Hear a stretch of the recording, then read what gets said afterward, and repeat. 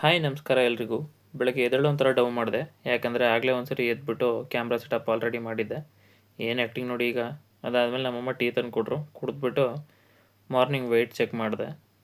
Morning weight 87.5 ಏನೋ ಬಂತು, ಪರವಾಗಿಲ್ಲ.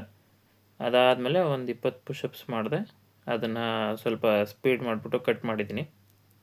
ಅದಾದಮೇಲೆ ಸ್ನಾನ ಮಾಡ್ಕೊಂಬಂದು ತಲೆ ಒರೆಸ್ದೆ. ಇದು ನಮ್ಮ ಅಪ್ಪಂದು ಹಳೇದು ಲುಂಗಿ, ಅದನ್ನು ಯೂಸ್ ಮಾಡೋದು ತಲೆ ಒರೆಸೋದಕ್ಕೆ. ಅದಾದಮೇಲೆ ಕನ್ನಡಿ ಹತ್ರ ನಿಂತ್ಕೊಂಡು ನಮ್ಮಮ್ಮ ಇಲ್ಲ ನನ್ನ ತಂಗಿ ಒಳ್ಳೊಳ್ಳೆ ಕಾಸ್ಟ್ಲಿ ಕ್ರೀಮ್ ತರಿಸಿಟ್ಟಿರ್ತಾರೆ, ಅದನ್ನು ಹಚ್ಕೊಂಡೆ. ನನ್ನ ತಂಗಿ ಇದು ಯಾವುದೋ ಒಂದು ಸೀರಮ್ ತರಿಸೋಳೆ, ಅದನ್ನು ಹಚ್ಕೊಂಡೆ ಕೂದಲಿಗೆ.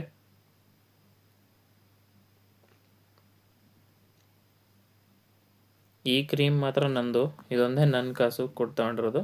ಮಿಕ್ಕಿದೆಲ್ಲ ಓಸಿನೇ, ನಮ್ಮ ಅಮ್ಮಂದು ಇಲ್ಲ ನನ್ನ ತಂಗಿದ್ರಲ್ಲಿ. ಅದಾದಮೇಲೆ ನನ್ನ ತಂಗಿ ಒಂದು ಹಾರ್ಟ್ ಶೇಪ್ದು ಬಾಚಣಿಗೆ ತರಿಸಿದ್ಲು, ಅದರಲ್ಲಿ ಕೂದಲು ಬಾಚ್ಕೊಂಡು ಅಣ್ಣ ಫುಲ್ ರೆಡಿ.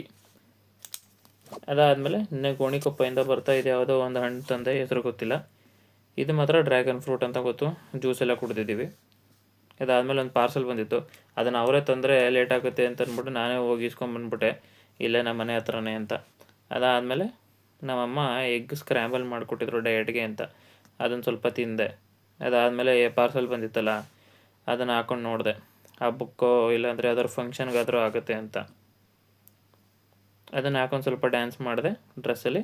ಆಮೇಲೆ ನಮ್ಮಮ್ಮ ಹೀರೋ ಥರ ಕಾಣಿಸ್ತಿದ್ಯಾ ಅಂತ ಸುಳ್ಳು ಹೇಳಿದ್ರು, ಅದನ್ನು ನಂಬ್ಕೊಂಡೆ. ಅದಾದಮೇಲೆ ನಮ್ಮಮ್ಮ ಮಧ್ಯಾಹ್ನದ ಊಟಕ್ಕೆ ಅಂದ್ಬಿಟ್ಟು ಚಪಾತಿ ಜೊತೆ ನಿನ್ನೆ ಮಿಕ್ಕಿರೋ ಚಿಕನ್ ಮಾಡಿಕೊಟ್ಟಿದ್ರು. ಅದೆಲ್ಲ ಆದಮೇಲೆ ರೆಡಿಯಾಗಿ ಆಫೀಸ್ಗೆ, ಇದೇ ಔಟ್ಫಿಟ್ ಇವತ್ತಿಂದು. ಆಫೀಸ್ ಕಡೆ ಹೊರಟೆ. ಶಿಸ್ತು. ಇದೇ ನಮ್ಮ ಆಫೀಸ್ ಪಾರ್ಕಿಂಗು. ನಾಳೆ ವಿಡಿಯೋದಲ್ಲಿ ಸಿಗೋಣ. Thank you.